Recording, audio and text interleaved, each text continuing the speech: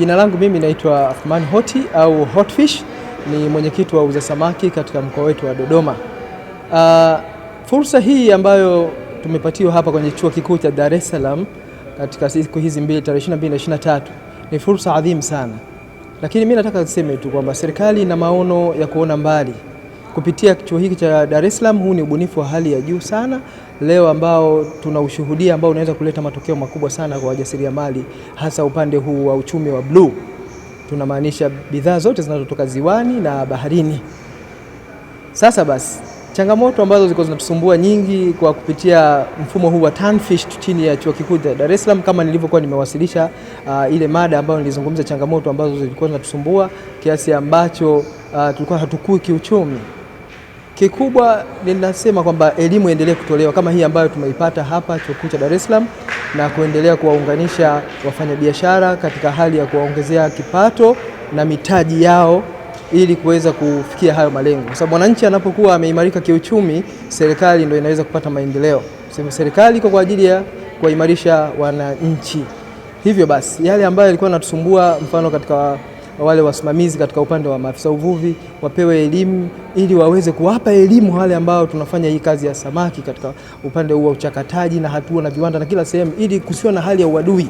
Tukiwa tunafanya kazi friendly kwa elimu, kwa kushikamana na kwa kushirikiana, tunaweza kuutoa uchumi huu ambao tunaambiwa leo pato la upande wa samaki linachangia 1% katika pato la nchi, jambo ambalo ukilitazama uchumi huo haujatumika vizuri sana. Kwa kikubwa tuwaombe wadau ambao wote tushirikiane kwa pamoja, tupeane elimu pale ambapo mtu afanye vizuri ili kuweza kufikia zile hatua za muhimu, na tusifanye biashara hii kama uadui.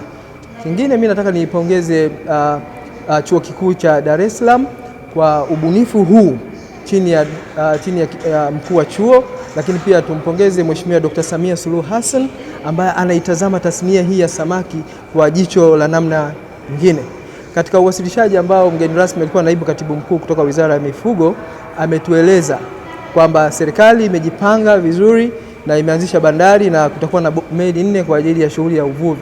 Sasa tukiangalia swala hilo, tunaenda katika soko kubwa sana ambalo tutaenda kuhudumia mpaka nchi za nje na sehemu mbalimbali katika dunia hii yetu. Kwa maana Tanzania itakuwa ni kituo, tuna maziwa, tuna bahari, kwa nini hatufikie hayo malengo?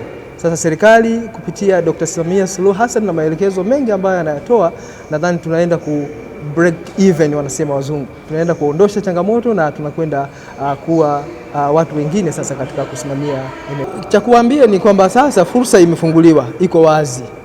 Kama unataka kuagiza bidhaa zako, unaagiza mtandaoni, umelala nyumbani pale, unafungua simu yako, unakwenda, unafungua Tanfish, una order samaki, zinakufikia hapo. Mimi pale sasa hivi nilitoa mfano pale, mimi na nyumba Musoma, na nyumba Bukoba, na nyumba Mwanza, kwa lengo la kufanya nini? Kukusanya samaki kule. Gharama zinakuwa ni nyingi sana hapo katikati. Lakini baada ya Tanfish, ule mpango wa zile nyumba zote nimesema sasa naziuza ili kuhakikisha nabaki katika Tanfish, kwamba naagiza, napunguza mambo mengi sana. Zamani ulikuwa ukiagiza samaki, unaagiza kilo 200, zinakuja kilo 150, kilo 180.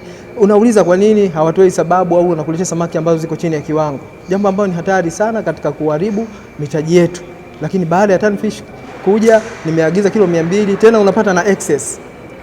Na bado nasema kwamba tunapongeza sana chuo kikuu cha Dar es Salaam pamoja na timu yote ile ya Tanfish ambao wamekuja kutupa jambo hili. Chuo kikuu cha Dar es Salaam kinaanza kuipambanua na kuonyesha kina utofauti na vyuo vingine. Vyuo vingine wanasomesha theory, basi watu wanaachwa wanaenda huko. Lakini chuo cha Dar es Salaam kinaenda hadi field sasa.